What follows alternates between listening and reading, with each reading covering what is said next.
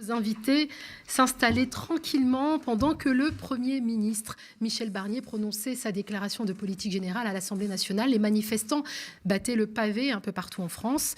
Manès Nadel, Aurélien Boudon, vous avez participé à la manifestation parisienne. Quel est votre sentiment après cette journée de grève et de manifestation ? C'est une journée sur laquelle on peut retenir des éléments positifs. Déjà, il y a 170 000 personnes qui ont manifesté dans toute la France. Bon, vous avez les chiffres, merci. Voilà, on a Je les attendais. C'est les chiffres qu'on annonce ce soir au niveau de l'intersyndicale qui a appelé à cette mobilisation. Ça montre qu'il y a on ne cède pas à la résignation. C'est la crainte qu'on pouvait avoir quand on est dans un tel contexte, avec le déni de démocratie, la nomination de ce gouvernement qui n'était pas du tout l'expression des urnes en juin. Il y a cet écueil, le risque évidemment de la résignation. On voulait le combattre. Ça, c'est une première réussite de cette journée. Évidemment, elle ne sera pas suffisante. On ne compte pas s'arrêter là. On voit aujourd'hui, avec le discours de politique générale, que les enseignements ne sont pas du tout tirés et que c'est complètement à côté de la plaque au niveau des réponses par rapport à ce qui était posé par l'intersyndicale. Donc, évidemment, une mobilisation qu'on espère pouvoir poursuivre dans les semaines et les mois à venir. On sait qu'il faudra faire beaucoup plus, mais on va dire que c'est un bon début. Manès Nadel, tu partages cet avis ? Un bon début ? Oui, plutôt. Je pense qu'effectivement, ce n'est pas au niveau face à la mobilisation qui devrait avoir lieu dans un contexte qui est le nôtre, c'est-à-dire celui d'une crise sociale d'une ampleur inédite et celui d'un déni de démocratie qui peut quand même pas être passé sous silence malgré tout. Je pense effectivement que c'est une première marche avant la suite, je l'espère. Il faut qu'il y ait des manifestations qui aillent crescendo jusqu'à ce qu'on puisse obtenir l'abrogation en premier lieu de la réforme des retraites d'Emmanuel Macron. Et sur ce point, je pense aussi que si l'unité dans l'action, elle est nécessaire, et donc je pense qu'il y a une nécessité effectivement d'élargir cette intersyndicale et d'élargir aujourd'hui tous les modes d'action qu'on a, c'est-à-dire la grève et puis les assemblées générales qui doivent s'organiser dans les lycées, dans les universités, dans les usines, dans les entreprises.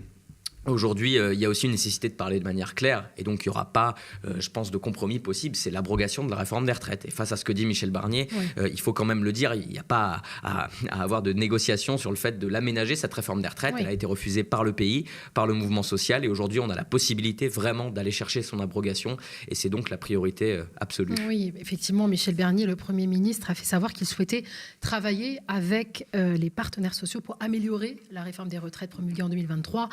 L'option d'une abrogation semble donc exclue. Comment vous allez justement aller chercher et gagner cette abrogation, Aurélien Boudon peut-être ?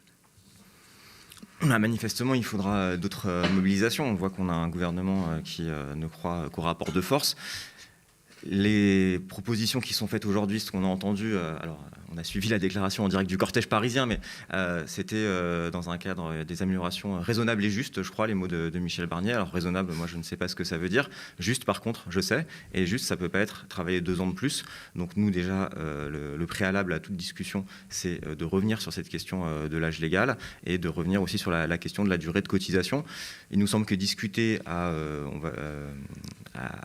coût égal, si on a une contrainte financière, on ne discute pas réellement. Si aujourd'hui c'est bouger sur les marges, faire un peu sur les carrières longues, toucher un petit peu, toucher quelques paramètres, etc., on est à côté du sujet. La mobilisation historique de 2023, c'était de dire on ne travaillera pas plus longtemps, parce que ça c'est une mesure qui est complètement injuste, qui est rejetée très majoritairement, Manel l'a rappelé. Donc nous, c'était une des 3 priorités qu'on rappelait aujourd'hui. Elle était même en numéro 1, on va dire, des sujets, parce que voilà, on voit que c'est un sujet qui est loin d'être écarté. Et d'ailleurs, le fait qu'il soit encore mentionné aujourd'hui dans le discours de Michel Barnier, qu'il soit obligé de s'exprimer sur cette question-là, ça montre que les organisations syndicales, elles arrivent à continuer à faire exister ce sujet, qu'il n'est pas derrière nous. Et donc, finalement, que quelque part, la mobilisation de 2023, on n'en a pas tiré, on n'a pas soldé les comptes, que, évidemment, sous une forme bien différente et beaucoup plus diffuse, elle se poursuit et que on espère bien aussi réactiver actuellement cette flamme de la mobilisation. Manès Nadel, je rappelle que tu es président de l'Union syndicale lycéenne. Qu'est-ce que tu attends du gouvernement Barnier ? Qu'est-ce que vous attendez, les lycéens, les étudiants, du Premier ministre ? Non, on n'en attend rien concrètement. Ce gouvernement, il est celui d'une alliance entre la droite et l'extrême droite. Donc on sait bien que si maintenant, effectivement, il y a une dimension raciste et antidémocratique qui est assez clairement assumée, notamment par Bruno Retailleau, du point de vue social, c'est la même chose. Et c'est la préservation des mêmes intérêts. Donc il n'y a rien à en attendre. Après, si on peut être imaginatif, on peut dire, oui, ce qui devrait être fait pour l'éducation. Et ça, évidemment, il y a beaucoup de choses à faire. C'est-à-dire que la rentrée a été extrêmement difficile pour des milliers de lycéens, lycéennes, du point de vue des conditions matériel de cette rentrée, sur la cantine, sur les fournitures scolaires. Et on sait bien qu'on continue là à évoluer dans un milieu scolaire où il n'y a pas évidemment de professeurs devant chaque classe et où il n'y a pas un climat qui permette d'étudier sereinement au niveau des rythmes scolaires, au niveau évidemment de Parcoursup, du nouveau bac. Bref, je pourrais faire un inventaire assez long. Mais la vraie question, et c'est d'ailleurs la même chose que sur cette réforme des retraites, c'est qu'il faut mettre l'argent sur la table. Ce que nous promet Michel Barnier, c'est un gouvernement d'austérité. Bon, ça, c'est pas acceptable parce qu'aujourd'hui, on ne peut pas couper dans les budgets d'éducation nationale. Et donc, l'argent, il doit être mis sur la table. Ça fait 7 ans que ça n'a pas été fait. Et donc, il faut aller le chercher nous-mêmes, je pense. Alors, il y a Michel Barnier, je vais y arriver, lors de sa déclaration de politique générale, a fait une proposition. Il a suggéré de faire appel aux retraités pour assurer le remplacement des professeurs absents. Est-ce que c'est une solution qui te semble satisfaisante ? Non, je pense que c'est satisfaisant pour personne. S'il y a des professeurs retraités, c'est qu'ils ont besoin d'être à la retraite, c'est pour ça que la retraite existe. Il n'y a pas à faire travailler les retraités. Il y a par contre effectivement à embaucher en nombre des professeurs et des personnes pour les former. C'est la seule réponse, honnêtement. Et d'ailleurs, on voit bien que si les gouvernements, depuis plusieurs années, utilisent énormément la thématique de l'école, en font à chaque fois une cause centrale, c'est surtout pour la détourner à des fins de discours sur l'autorité, etc. Mais pas du tout pour régler les vrais soucis qui s'y posent. Parce que s'ils voulaient le faire, c'est très simple. Vous savez, il y a des organisations représentatives du point de vue des élèves et du point de vue des professeurs. On retourne, on va négocier et on voit ce dont on a besoin. Et ce dont on a besoin, c'est pas de ce genre de mesurettes, c'est plutôt d'avoir effectivement des budgets sur la table. Et ça, on sait bien que ça ne va pas arriver sans qu'on ne fasse rien. Alors, nos journalistes Lisa Lapp et André Manivit ont couvert la manifestation parisienne avant de se rendre à l'Assemblée nationale. Ils ont pu s'entretenir avec Sophie Binet. Je vous propose de l'écouter. Se mobiliser permet de changer la donne. La preuve, le Premier ministre va être obligé d'annoncer dans quelques heures l'ouverture de discussions sur la question de la réforme des retraites alors qu'il ne voulait plus en entendre parler, le président de la République. Ça montre que nos mobilisations changent la donne. Notre stratégie, c'est de faire les choses par étapes et avec les salariés.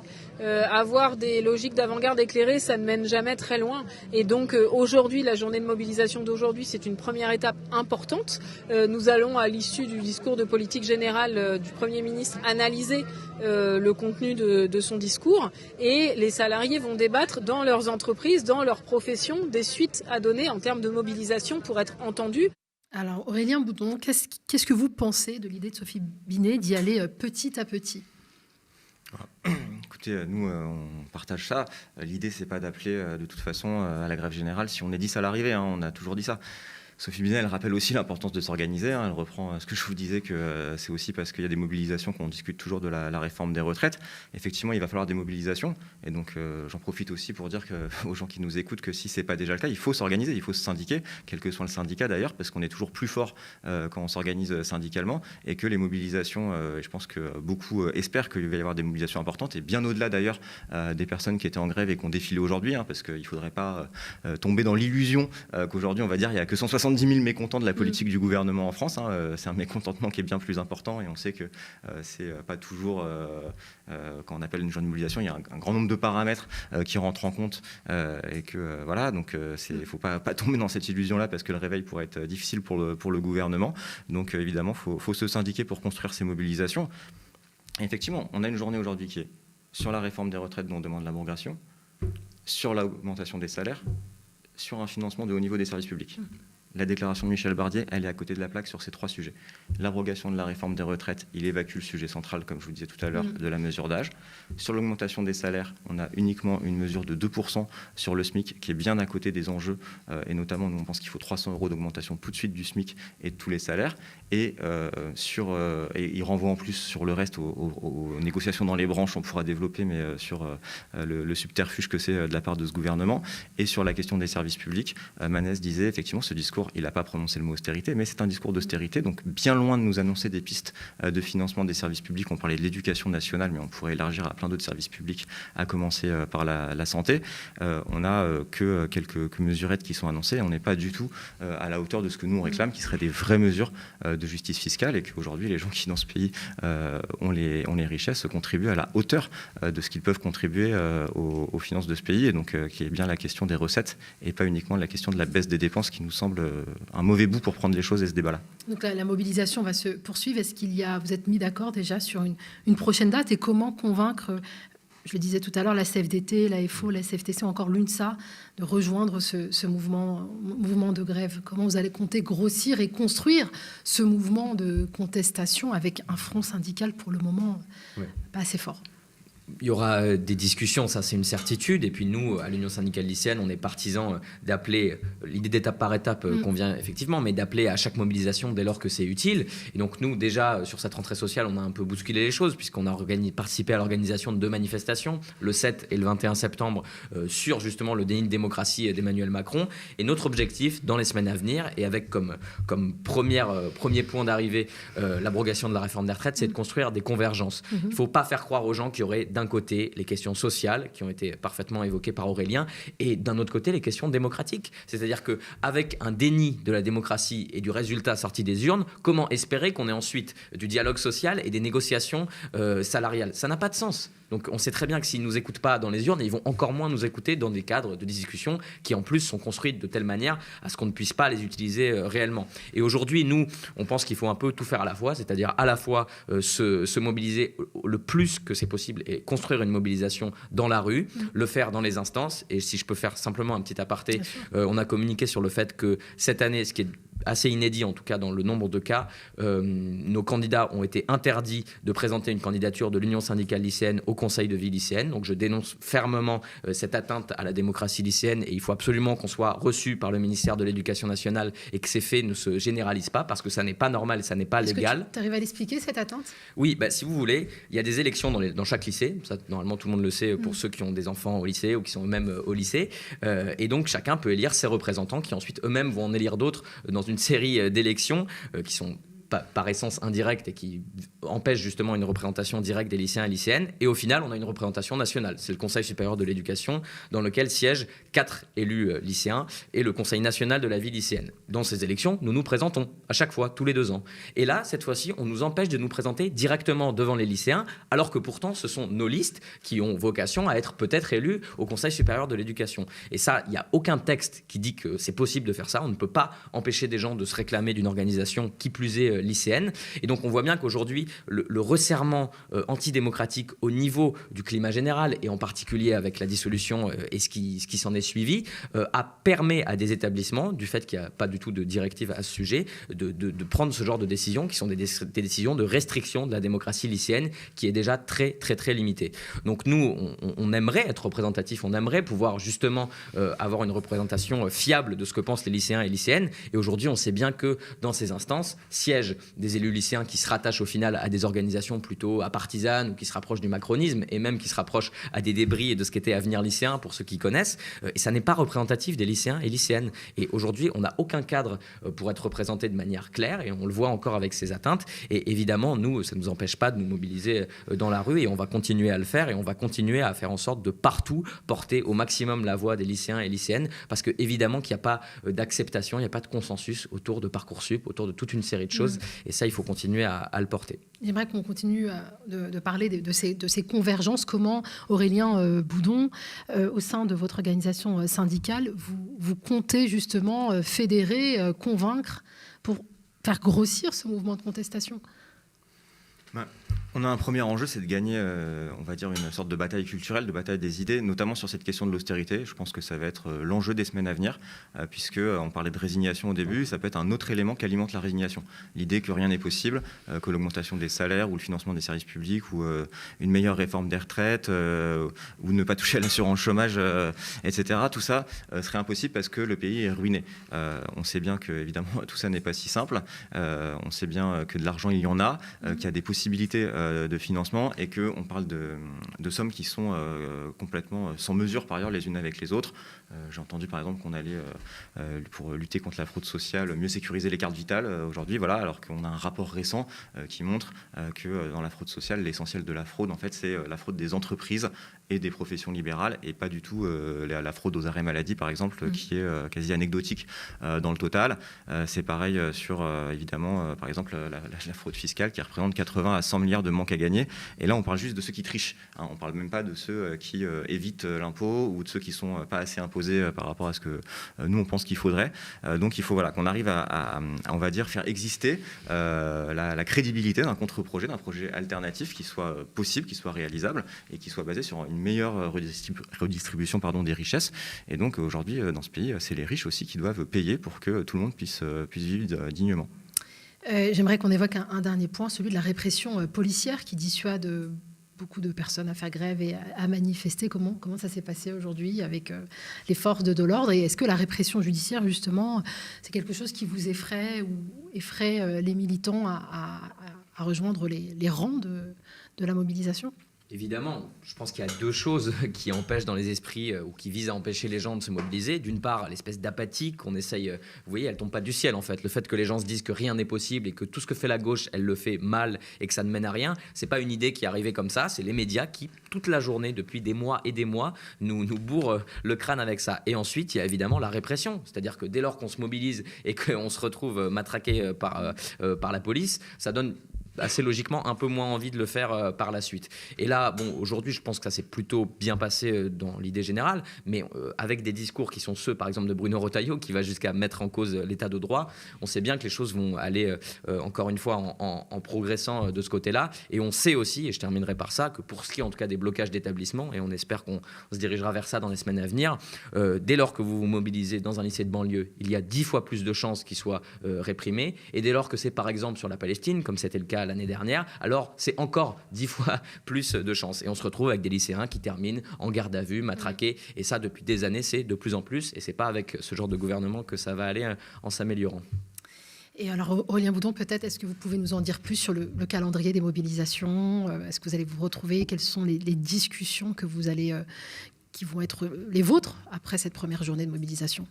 Alors, j'ai pas de scoop à vous annoncer parce qu'effectivement, il va y avoir de nouvelles réunions de l'intersyndicale, y compris dans un format élargi. Les 8 organisations continuent à discuter entre elles. On n'est pas forcément d'accord sur tout. Voilà, aujourd'hui, il n'y avait que 3 organisations qu'appeler. Nous, à Solidaire, on pense que si on tape tous sur le même clou, on est plus efficace. On l'a vu en 2023 pendant le mouvement contre la réforme des retraites. Ceci dit, chaque organisation a évidemment son analyse de la situation, y compris à des questions de temporalité. Certaines préféraient attendre de voir le discours de politique générale de M. Barnier. On va voir demain, d'ailleurs, où chacun en est, faire le point. Mais de toute façon, il y a aussi la question de ce qu'on est en mesure de mettre en débat avec les salariés et d'enclencher dans les entreprises. Donc voilà, sur le calendrier, il y aura des nouvelles choses puisque de toute façon c'est aujourd'hui une nécessité. J'ai pas encore de date. Voilà. Et par ailleurs, dans les entreprises, sur la question de la répression, je me permets juste de rebondir parce qu'il y a évidemment la question de la répression policière qui finalement est visible. Alors pas toujours, mais souvent, en tout cas dans les manifestations parisiennes par exemple, puisque c'est souvent filmé. Voilà, les coups de matraque et le gaz lacrymogène, ça se voit. Mais il y a aussi une répression à bas bruit dans les entreprises en termes de répression antisyndicale où nous on observe aussi qu'il y a un net durcissement et rien que sur le mois écoulé, on a un secrétaire fédéral de Sudrail dont la direction demandait la révocation. On a plusieurs militants de Sud PTT dont la Poste aussi faisait passer en conseil de discipline, y compris des fois c'est pour des prises de parole dans des centres de tri. On a dans la fonction publique des délégués syndicaux qui sont mutés d'office, c'est-à-dire que c'est même pas une sanction, c'est des mesures administratives. On va les déplacer de leur affectation pour les mettre ailleurs. Voilà, donc on voit que là aussi il y a une tentative, on va dire, de museler ceux qui luttent et ceux qui s'adressent à leurs collègues. Et ça aussi, c'est aussi quelque chose qui explique que c'est aujourd'hui plus compliqué de construire parce que voilà, j'ai appelé tout le monde tout à l'heure à syndiquer, je maintiens le message, mais vous voyez bien évidemment que quand on voit que le collègue syndiqué, celui qui est censé vous défendre, c'est lui qui se fait attaquer et qui prend parfois assez cher, évidemment, c'est en tout cas, on voit bien pourquoi c'est fait pour dissuader les autres de suivre son exemple et on pense aussi qu'il faut en parler, rendre ça visible et lutter contre ça. Merci beaucoup Aurélien Boudon, secrétaire national de l'Union syndicale solidaire, et merci Manès Nadel, président de l'Union syndicale lycéenne. On continuera de parler des mobilisations. On attendra donc demain quand on en saura un petit peu plus sur les discussions entre les organisations syndicales. Je vous propose de passer au second plateau. Restez avec nous, ça sera tout de suite après un petit clip d'auto-promo. On recevra Paul Hellec et Max Erwan Castino pour un débat, une discussion autour de la déclaration de politique générale du Premier ministre Michel Barnier.